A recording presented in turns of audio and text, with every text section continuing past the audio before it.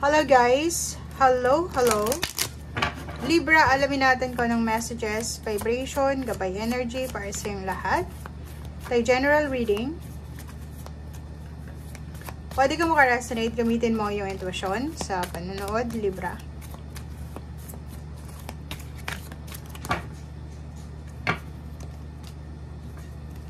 Okay. Libra. So, last 2 weeks to ng April, guys. Kung makikita mo dito, ang focus is pamilya, home. And yung purpose mo sa buhay, Libra. Ngayong katapusan ng Abril, kailangan mong maging aware, pay attention sa mga completion, sa mga nagtatapos or pwedeng magtapos sa paligid mo. Pwedeng may mga makikita kang nagkahiwalay, may makikita kang makakapagtapos ng pag-aaral, parang ganito, ganyan.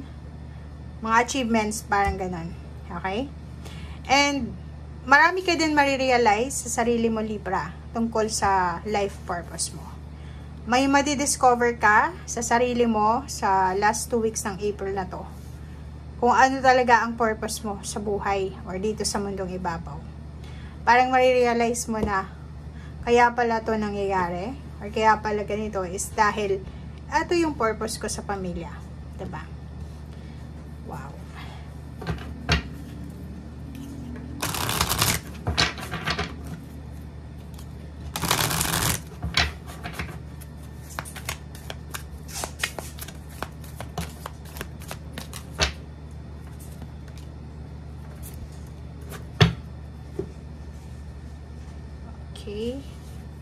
Okay guys, so happy success, deserving, so yun, diba? So kasasabi ko lang sa'yo, maraming makikita ka sa paligid, samat-saring success, paligayahan, celebration, mayroon ditong victory and success dito, may promotion, or pwedeng mayroong mga salary increase, may graduation, or kung ano man yan na posibleng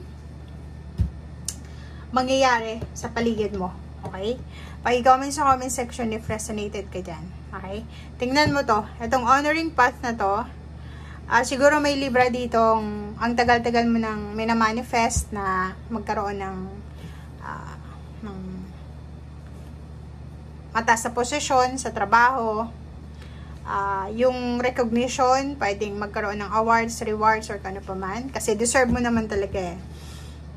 And if ever mangyari ito sa'yo, this last 2 weeks ng April, May, June, or July, sinasabi ng barahan na huwag kang mag-guilty.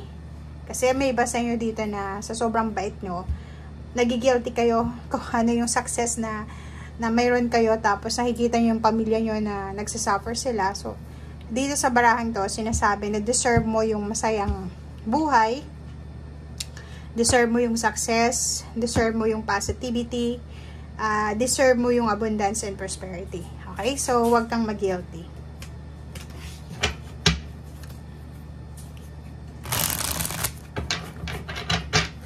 So, in short, may mga family celebration dito na magaganap dahil sa tagumpay. Diba? Ang daming successful events na pwedeng maging dahilan ng celebration.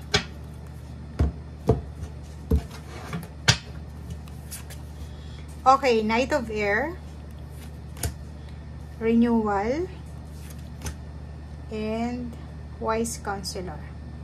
So, nakikita ko sir dito na sobra-sobra yung motivation mo. Determinado ka eh. Sobra yung determination mo na posibleng matuto, mag-aral, maghanap ng trabaho,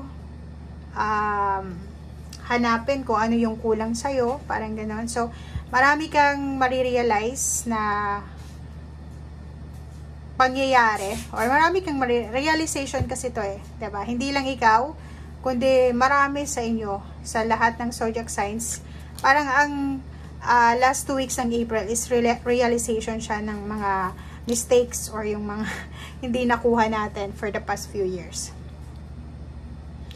Knight of Air, If ever man single ka, looking for a relationship or naghahanap ka ng tao na magmamahal sa'yo, pakakasalan ka or ganito ganyan, posibleng isang magical na pangyayari, pwedeng makasalubong mo siya, makasama mo siya sa isang lugar, and siya yung parang siya yung inspiration mo siguro.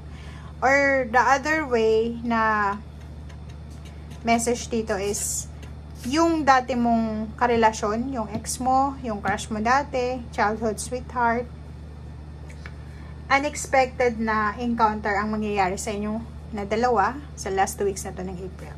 Okay? Yung iba din sa inyo dito sa sobrang inspiration, sobra kayong inspired, determinado na matupad yung mga pangarap nyo. Nagdo-double time kayo, multitasking, parang ganun. So, busy-busy yung ibang Libra dahil sa may ina-anticipate sila. Ang focus nila ngayon is kailangan nilang mag-double time. 'Di ba? Kasi on the way na yung goals nila eh.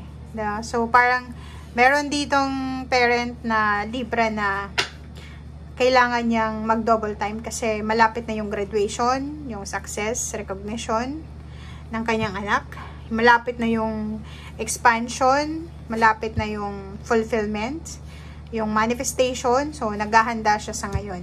Pwedeng may Libra ditong gagraduate yung anak niya, or pwedeng may promosyon na magaganap sa anak niya, or may parating na asawa na galing sa ibang bansa, naghahanda siya. 'Di ba? Pwedeng may nagsisave ng pera para sa selebrasyon. Mayroong naglilinis ng bahay, nagpapaganda ng bahay. So, nag-a-anticipate ka. Meron ditong happy moments or happy times or happy celebration, happy success, or kung ano man tong manifestation, is either kasal, it's either wedding anniversaries, birthdays, or kung ano pa man, or graduation ang nakikita natin dito na pinaghahandaan mo, diba? So, stable, kontento ka sa kung ano yung meron ka sa ngayon, diba? Multitasking ka. Ginagawa mo yung lahat ng ito dahil gusto mong ibigay sa pamilya mo kung ano yung oras na kailangan nila para sa okasyon, or siguro alam mo yung pakiramdam na may pinag-aral ka, tapos malapit na siyang makapagtapos, parang feeling mo, fulfillment mo yun achievements mo yun, kasi ikaw yung nagpaaral. Parang ganun. So yun, isang family events, celebration, na posibleng magdadala sa'yo ng contentment, prosperity, and fulfillment. Thank you guys. Bye!